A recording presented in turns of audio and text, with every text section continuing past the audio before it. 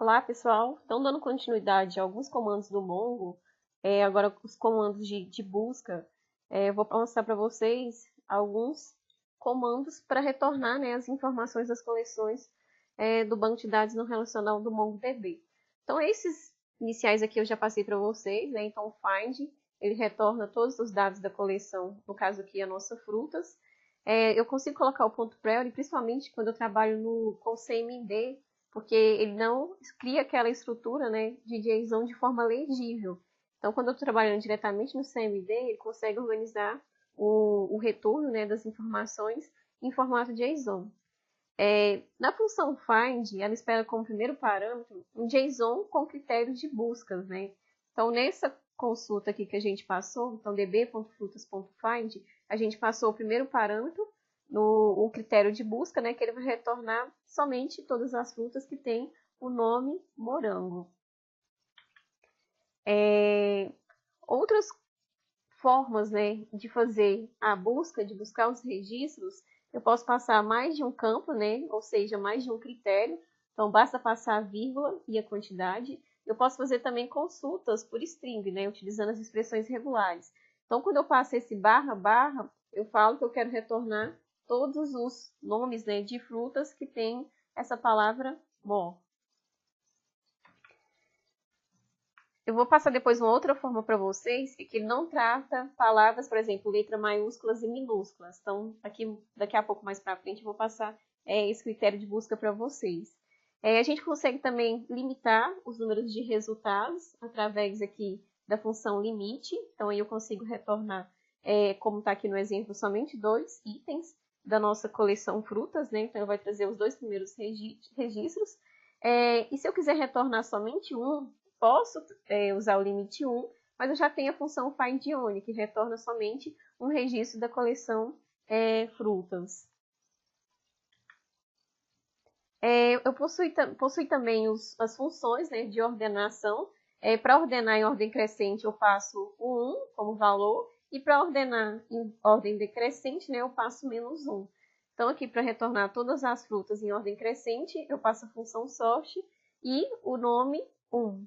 E se eu quiser retornar esse valor em ordem decrescente, vou passar a mesma função sort, só que passar o valor menos 1, que seria o valor negativo. O skip, a função do skip seria pular resultados, né? Então, nesse exemplo aí, ele iria pular 2 resultados dentro da nossa coleção frutas. E eu tenho também aí no método find a limitação de campos que eu quero retornar. Então, vamos supor que eu tenho lá nome e quantidade e preço, mas eu quero retornar somente nome e quantidade. Então, eu passo 1 quando eu quero retornar a informação, que é referente a true, né? E quando eu não quero retornar, eu só não coloco o dado. Mas, por padrão, o ID ele já retorna. Então, se eu quiser que o ID não retorne na minha consulta, basta eu passar ID, recebe 0, né? Então, recebe falso. Depois vocês vão ver no exemplo que eu vou passar no próximo vídeo, tem isso bem detalhado e com exemplos. Aqui uma tabelinha dos operadores de comparação. Então, eu tenho aqui, para operador de menor, utilizo o LT, o menor igual ao LTE, o maior, o GT, o GTE maior ou igual, o EQ, que seria para comparar valores iguais, né? Duas entradas iguais, e o NE seria para distintos, né? Seria para diferentes. Então, passando um exemplo aí para vocês desses operadores de comparação, né? Então, eu tenho aqui a quantidade, no caso, se ela for maior que 5 e menor que 10, eu retorno os itens da minha coleção frutas, né? Se eu quisesse, no caso, o maior ou igual a, no caso, maior ou igual a 5, era só passar o E, e o menor ou igual a 10, era só passar o LTE, então um Ezinho no final. Outro exemplo aí do operador de comparação, no caso diferente, né, que é representado aí pelo NE, e aí ele retorna todas as frutas, todos os itens da coleção frutas, né, que são diferentes de morango. Então, basta passar aqui o NE. Possui também os operadores lógicos ou condicionais. Então, tem o OR, que a gente trata como OR, né, que seriam quando ele retorna pelo menos alguns dos critérios inseridos, né? Então tem que cumprir pelo menos um dos critérios para retornar a informação. O AND, que aí tem que cumprir todos os critérios, né? O NOT, que não compreendem as expressões, e o NO, que aí ele retorna todos os objetos que não estão dentro de acordo com as expressões do array. Então isso é a nível de array. Um exemplo desses operadores lógicos, então eu passei o O, então ele vai buscar na coleção frutas aquelas coleções que tem o nome morango ou a quantidade 5. Então se a banana tem 5, ele vai retornar porque a quantidade eu encontrei o valor 5. Se no morango tem 10, ele vai retornar porque o nome é referente a morango.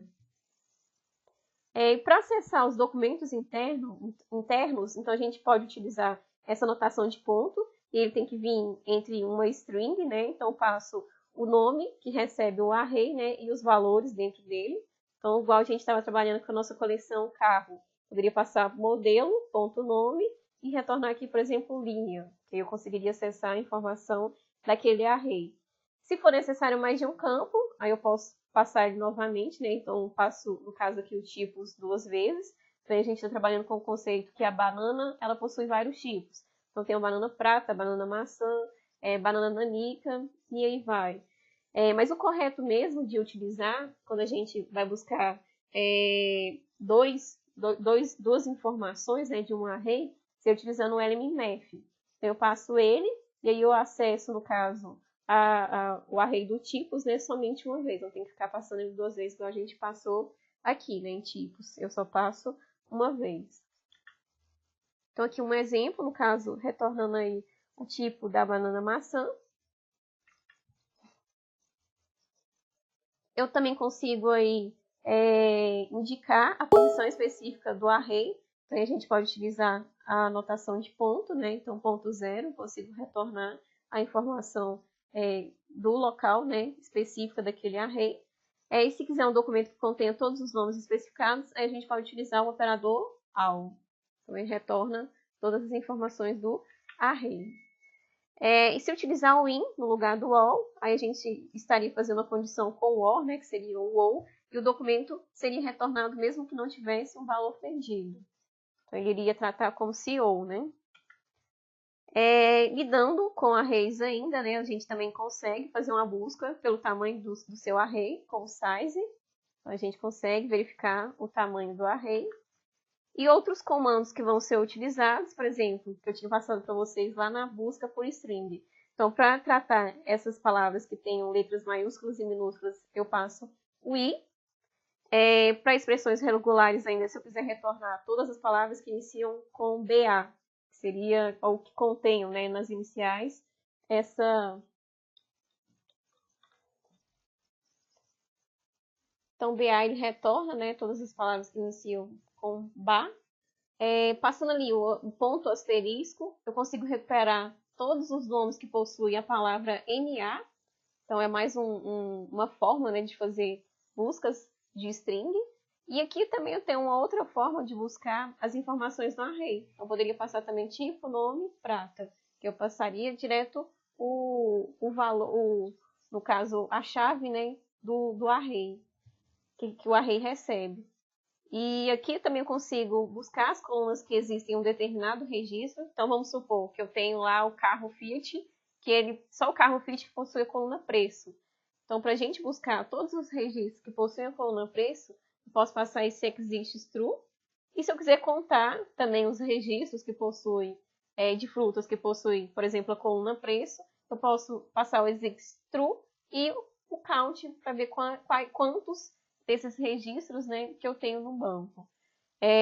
Para contar quantos registros tem no banco também, basta passar o count. Nem precisa do prairie aqui também não, pessoal. Basta passar .find.count ou db.frutas.count, que ele já retorna a quantidade de itens que a gente tem na coleção frutas. Passando de stint, ele traz somente uma informação, né? Ele consegue distinguir dos outros, né?